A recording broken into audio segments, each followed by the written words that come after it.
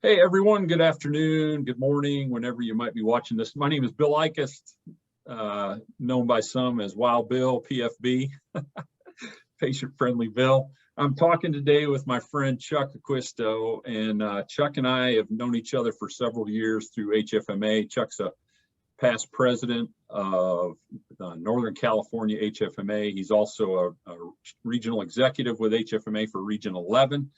And I'm going to talk today with Chuck a little bit about some personal things, his path in the healthcare industry, and we'll touch on some industry issues as well. So Chuck, it's great to talk with you today. Good to see you. Great to see you, Bill. You're living in the Low Country now. You moved to Charleston, South Carolina after living so many years in the Bay Area out in Northern California. Tell us what you've been up to and why the firm decided to move to the Southeast. Well, made the relocation. I'd actually spent the last 26 years in California, but grew up in Maryland. So my roots were really actually on the East Coast. Lots of friends, lots of family. Opportunity, it was just a perfect storm that came together. Cost of living, quality of life, but largely too looking for new challenges. I see the Southeast as one of the areas in this country that's going to be growing over the next couple decades. Folks just deciding that they want a certain quality of life, and whether they're moving from the Northeast, the Midwest, or the West Coast, we're going to see a lot of changes in this particular area. And so I thought maybe try to stay ahead of the wave, or at least catch it before it gets too crazy. I wanted to get here. Right. Oh, that's awesome. That's awesome. Tell us, Charleston is one of my wife's and mine's favorite cities. Tell us what you've enjoyed most about your move to South Carolina, and just taking in some of the sights and everything that area has to offer. Sure. Well, what I've enjoyed the most is a lot less traffic. Yeah. Having lived the last 25 years in the Bay Area, it's not quite Los Angeles, but it's pretty darn close. People have to get on the road at 4:30 in the morning just for their commute. Just to go 10 to 15 miles could take an hour. So really enjoying that. Obviously, COVID, the pandemic altered a little bit, but not greatly. So it's nice to be in an area where things sort of slow down a little bit. Also, that Southern charm is a real thing. It's not made up. I've really enjoyed meeting a lot of new people in this area. Very friendly, very helpful, very outgoing. And that just makes every day a great day. And when you can wake up in the morning and all your neighbors are smiling and saying hello, how can you not have a good day? Yeah, we talked about that a little bit on how it really sort of took you back a little bit on how you'd be walking down the street and people would say hello to you, whereas maybe before where you lived, that was quite the exception, not the rule. So. Right. It was kind of like polar opposites. And, I would joke that if you said hello where I lived previously, they might think you were on some sort of medication. But here, if you don't say hello, they think something's wrong and are a bit concerned that maybe they need to reach out to you to see if you're okay. And if I had my druthers, I'd rather live in the place where everybody really does try to say hello and smile. Absolutely. I think you and I both have the same school of thought as it relates to that. Just being kind to people. I'll more than likely, even walking down the street, want to just acknowledge someone with a nod of the head or a hello. It's just, I guess it's the least we can do, right, to brighten somebody's day. Yes, and there's an old saying that it takes 10 seconds to be nice and 10 seconds to be a jerk. So why not be nice? It's it's the same amount of investment of time. I don't think you could ever be a jerk, Chuck. I think you're I think you're a nice guy. I think we would both probably fall into that category. So it's hard. Hey, talk about the firm that your dad helped started and what you enjoy most about your work in healthcare over the years. Well, what I've enjoyed most is, my father worked for Medicare. He's with HCFA for almost 20 years. Then living in Maryland, that's where I grew up. He got an early retirement, moved out west, and eventually, after working for Haight Landau, HHL, started this law firm, very boutique law firm, very small. And I didn't know, I had actually been in journalism. I was a sports reporter. Knew I needed to find a new career because that was an industry that, as we well now see, is dying. And this was in the early 90s. I decided to go to law school. I had no idea what I was going to do.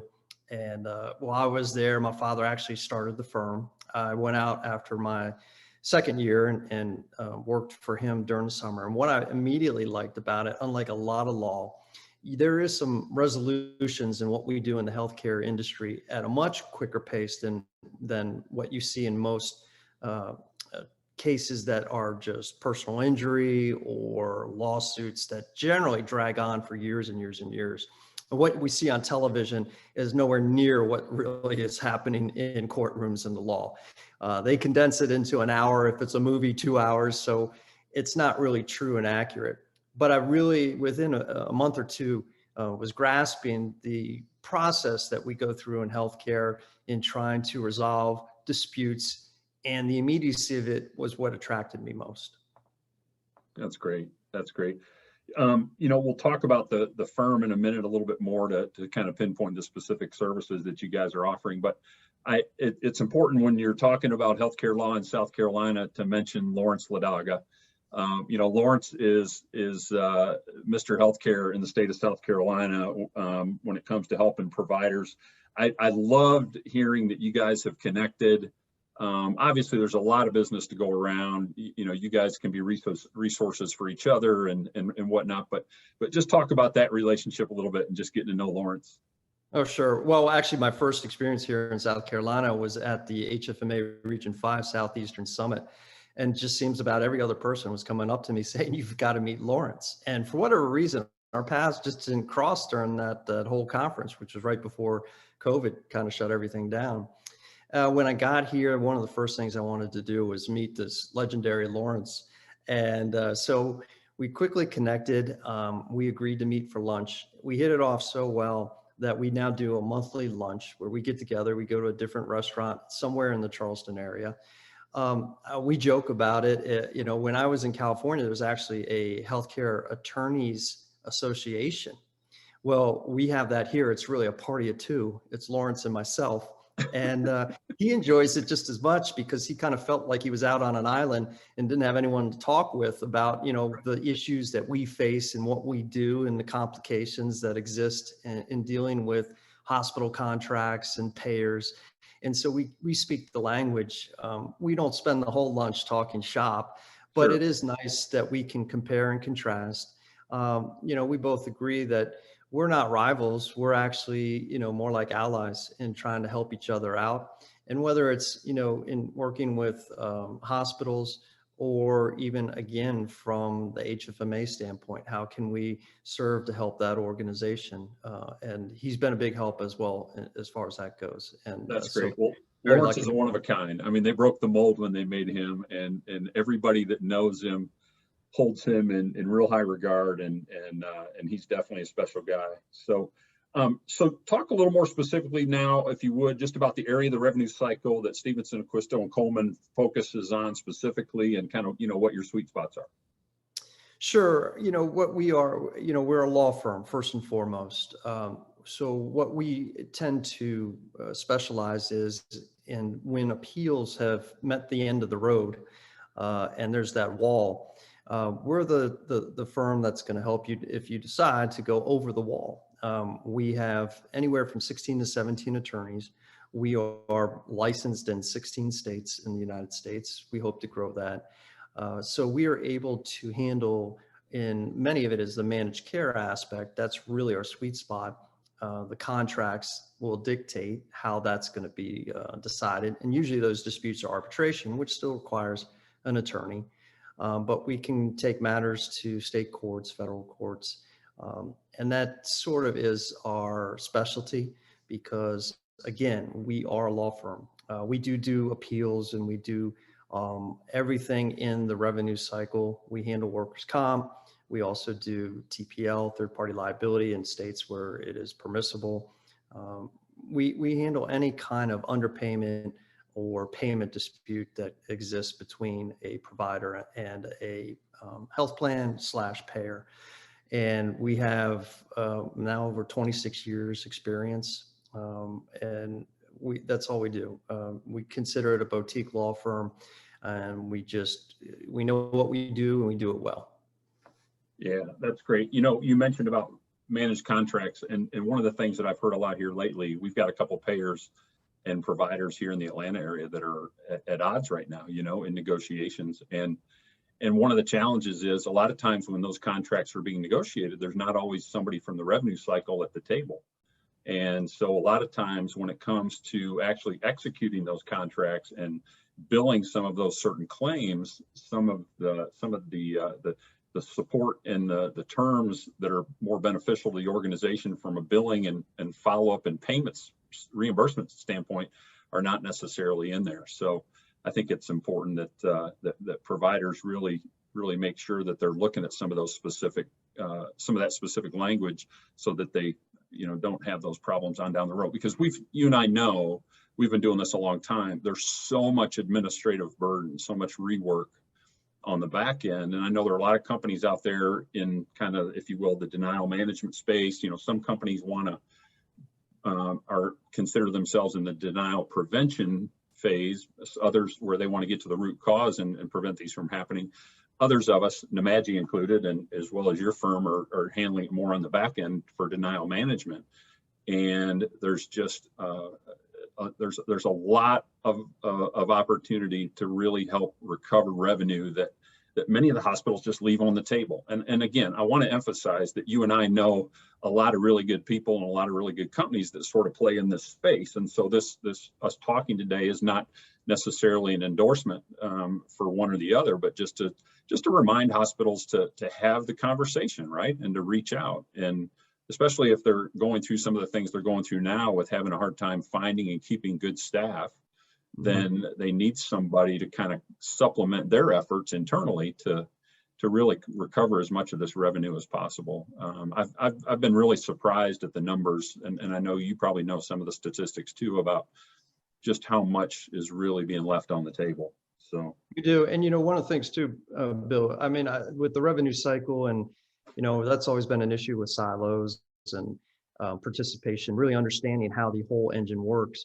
But even when you get down to the last, we're seeing actually some this happening, more of a trend where we actually have clients reach out and will ask us to review a contract. Now, we won't write or draft a contract that can present conflicts of interest. But as we're doing all the wars and battling with the health plans, we know where the issues lie with the contracts, what language has been brought in there that is really damaging and harmful. So we can give a set of eyes to a new contract, if it's a base contract, if it's not, if it's an amendment, just making sure that they're not agreeing to anything that is going to be very detrimental down the road when there are disputes happening between what was paid or what should have been paid.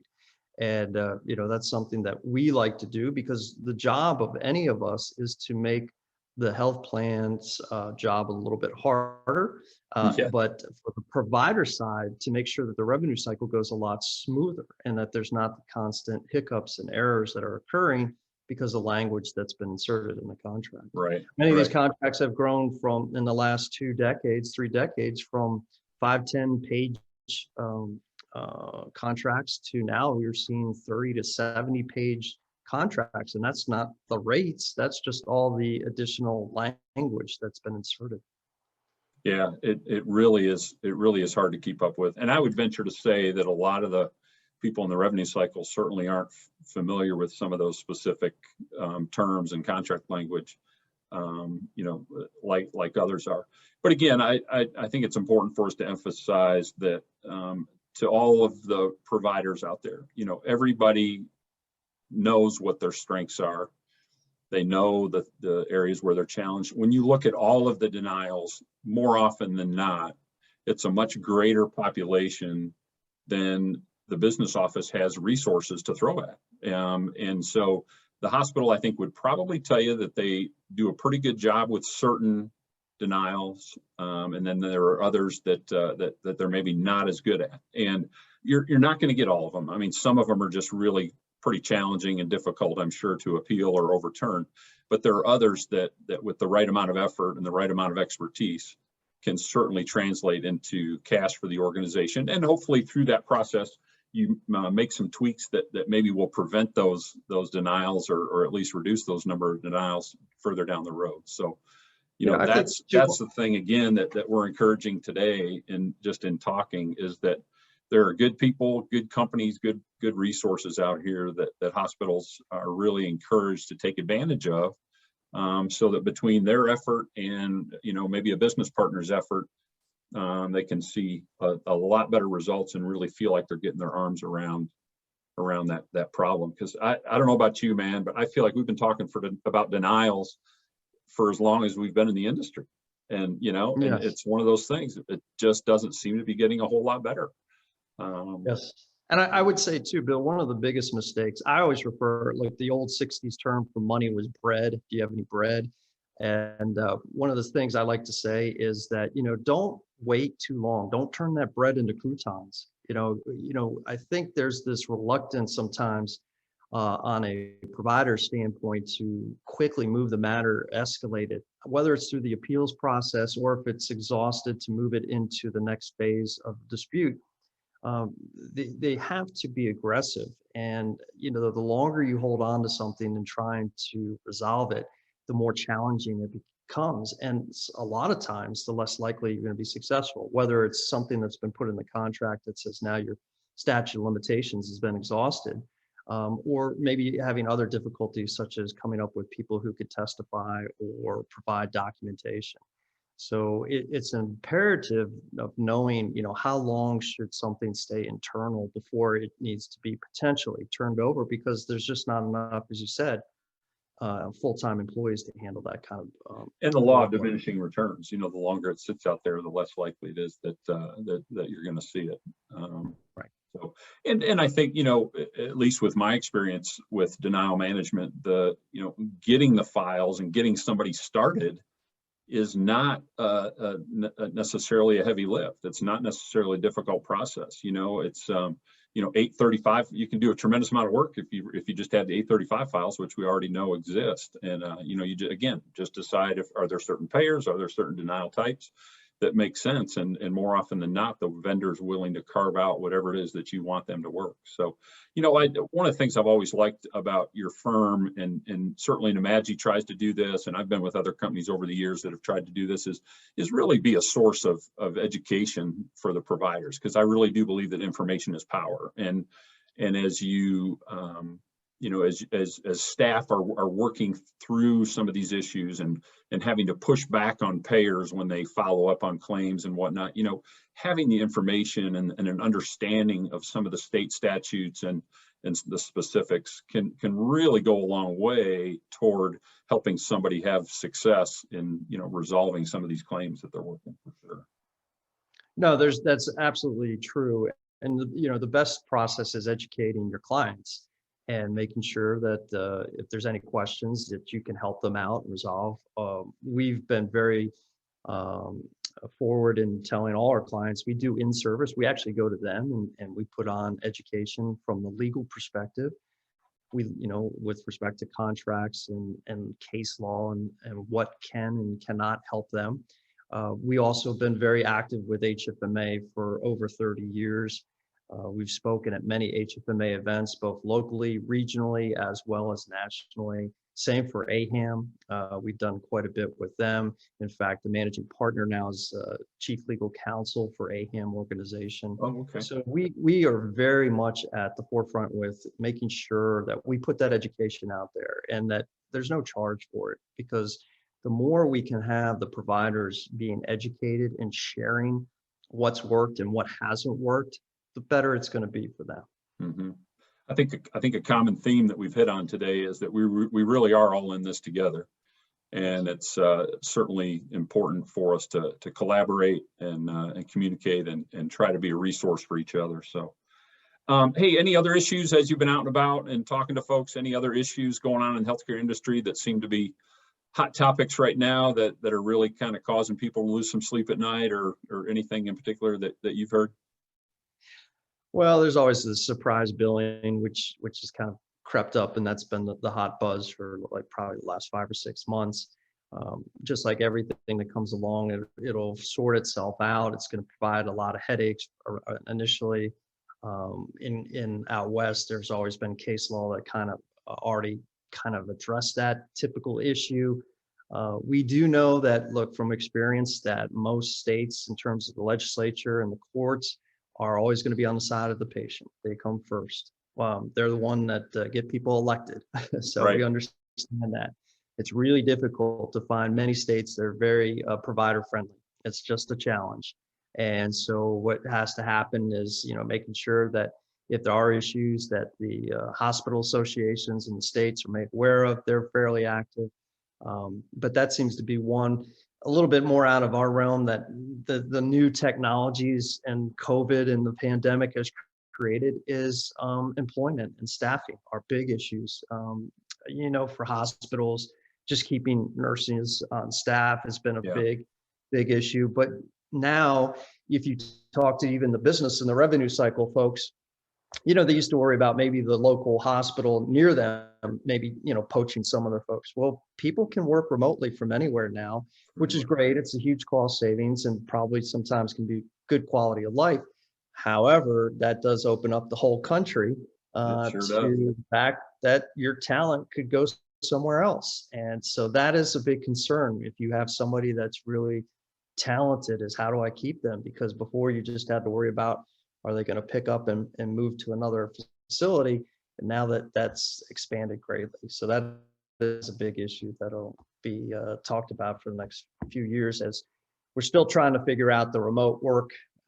Is it Yeah. hybrid? Is it 100%? We'll find out.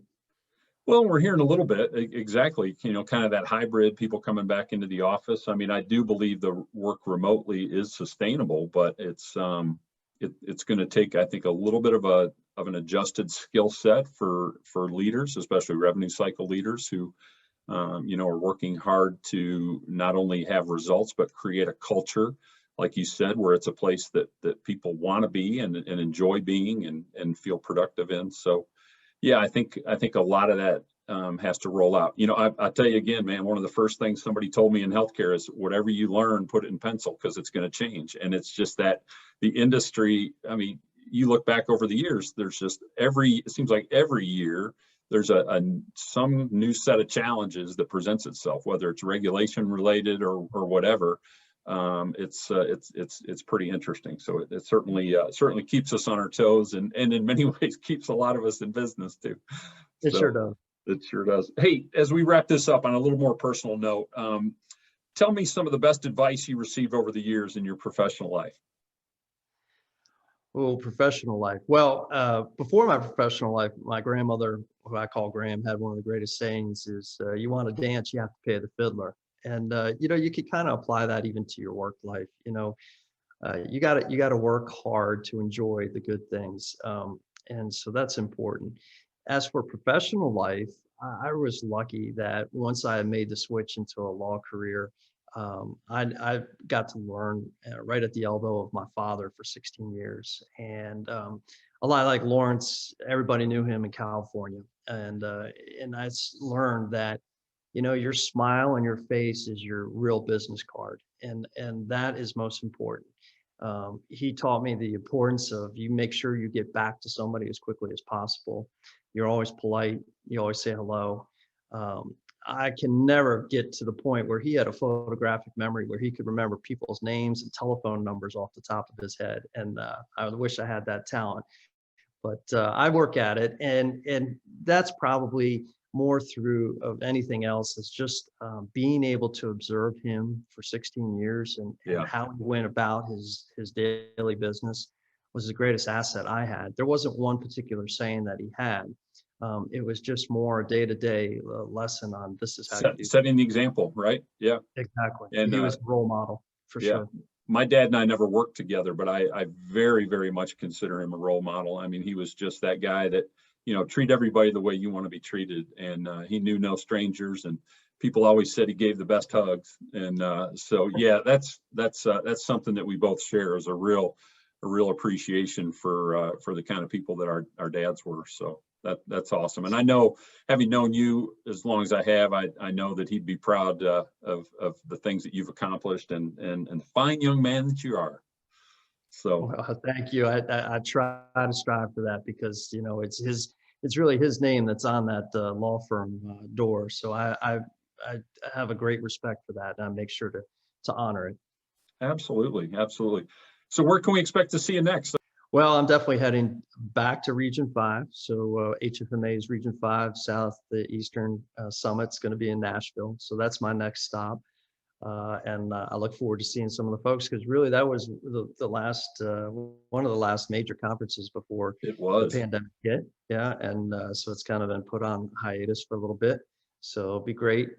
Been fortunate that here in the Southeast, a little bit more opening up. So there was a few of the local chapters for HFMA were having events, and been fortunate for Georgia and South Carolina to get to meet a lot of great new people. Yeah.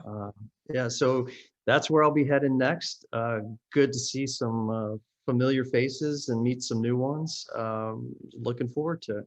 Yeah, absolutely. I hope that you feel like everybody's been real hospitable and easy to get to know. I can't say enough about it. It's just it really is, I think, a great region, and some really good folks.